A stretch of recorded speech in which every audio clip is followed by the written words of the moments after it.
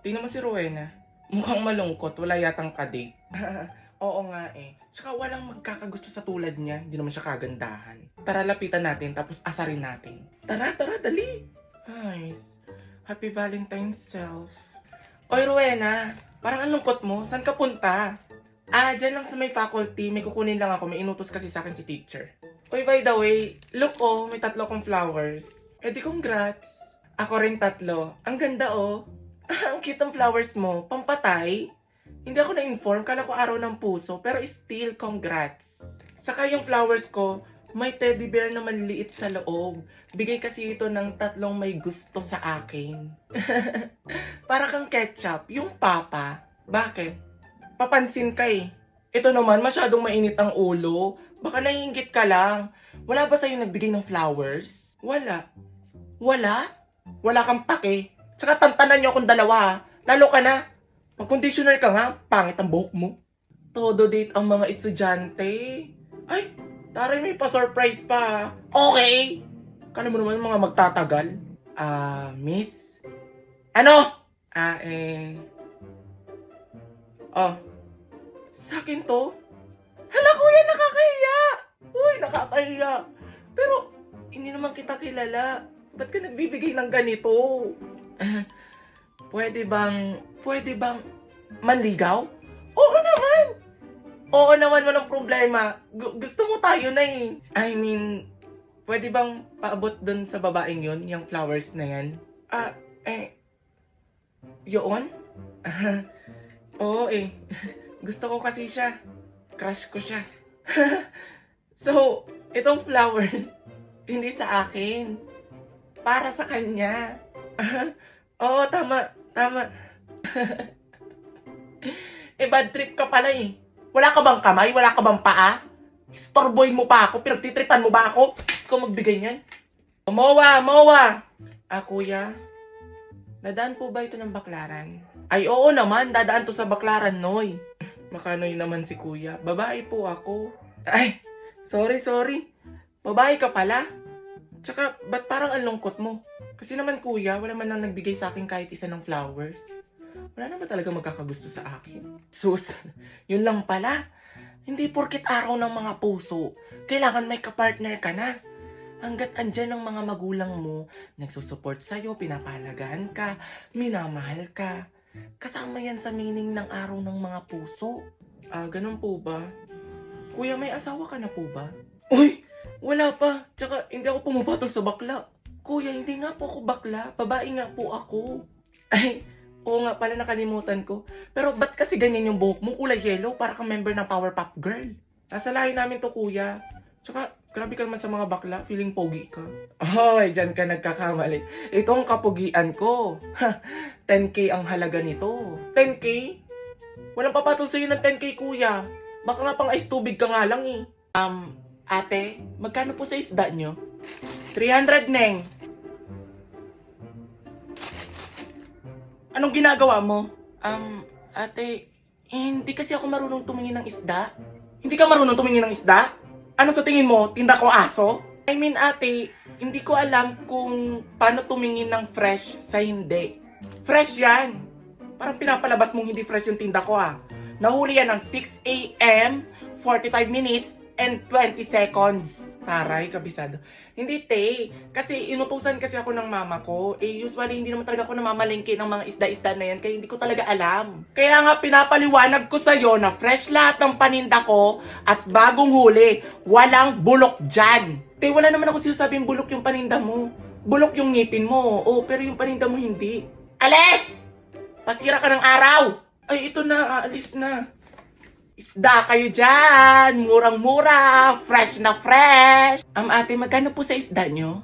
240 na lang sa'yo. Magandang binibini. 240? Ayun, mas mura. Ate, paano po ba tumingin ng fresh na isda? Neng, pag fresh ang isang isda, may kita mo yan kapag makintab pa at hindi namumula ang mga mata.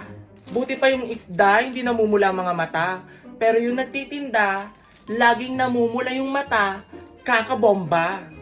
Hay nako, ang dami talaga pakalamero sa mundo. Sa bagay, hindi naman kasi nararanasan maging fresh like me. Fresh ba ang tawag dyan? Laging binibembang ng asawa? Sus! Wala ka lang dilig. Matagal na kasing byuda, kaya inggitera. Never pa ako naging inggitera sa'yo. Alam mo, may kanta nga ako sa'yo eh. Wasak na wasak ang pusok nila timak. Joke ba yon? Kasi, di ko alam ba't ako natatawa. Kaya mo yan ni... asan na yung customer ko? Kuya, magkano po ba sa isda nyo? Miss, 200 pesos lang yan. Paano po ba malalaman kapag fresh ang isda? Basta hindi namumula yung mga mata ng mga isda. At mas okay din yan kapag binabad natin sa tubig. Ha? Pag binabad sa tubig? Hindi kaya kukulubot yun? Hindi. Hindi yung kukulubot. Basta babad lang sa tubig talaga. Yung isda mo ba, binabad mo? Oo naman. Binabad ko sa tubig. Kaya fresh at malinis. Patikim nga.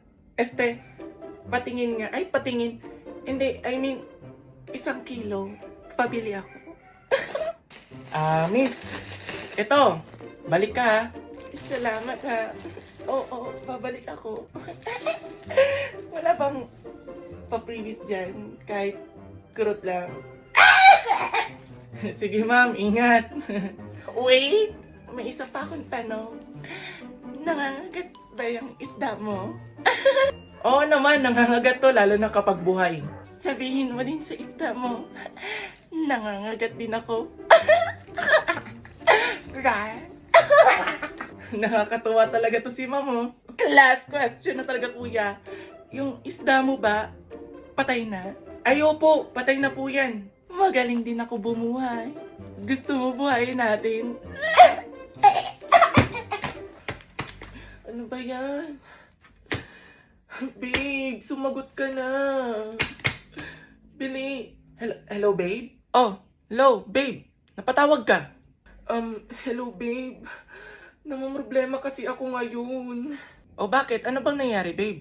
Babe, natalo ko kasi sa sugal yung 22,000 na pang tuition fee ko. For sure gagalitan ako ni mami. Babe, bakit ka pa kasi nagsugal? Sabi ko naman kasi sa'yo na wag mo na akong gagayahin magsugal eh. Babe, wala na talaga akong malapitan. Baka may magawan ka ng paraan. Please, tulungan mo ko. O sige, gawan ko ng paraan. Basta para sa'yo, gagawin ko ang lahat. Ganyan kita kamahal. Babe, sige salamat. Update mo ako kapag nakahanap ka ha. Sige, pauwi na ako. Mami, andito na po ako. O, andito ka na pala. Kumain ka na ba? May pagkain dyan. Mami, siguro maya-maya na ako kakain. Medyo wala akong gana ngayon eh. Bakit wala kang gana? Masama ba pakiramdam mo? May nararamdaman ka ba? Hindi naman mami. Siguro masyado lang talaga ako napagod kaya kailangan ko rin talaga magpahinga. Ganun ba? O sige. Oo nga pala. Naibayad mo na ba yung tuition fee mo? Opo, naibayad ko na po. Kahapon pa po, mami. Sige, mami, punta muna ako sa kwarto. O sige, magpahinga ka na. Oh, mahal. Kamusta? Mahal. Andito ako sa ospital ni. Ha? Ba't nasa ospital ka? Mahal, kasi sumama yung pakiramdam ko. Dinala ko ng mama ko dito sa ospital. Ano? Oh, kamusta? May sakit ka ba? Ano daw sabi ng doktor? Okay lang, mahal. Sumakit lang talaga yung tiyan ko. Kaso iniisip ko yung bill, mahal. Yung bill? Wag mo nang problemahin yung bill. Magkano daw ba? Hindi na. Kahit magkano pa yan, babayaran ko. Ganyan na ganyan kita kamahal. Basta, safe ka lang, okay na ako. Thank you, mahal ha. Mahal na mahal mo talaga ako.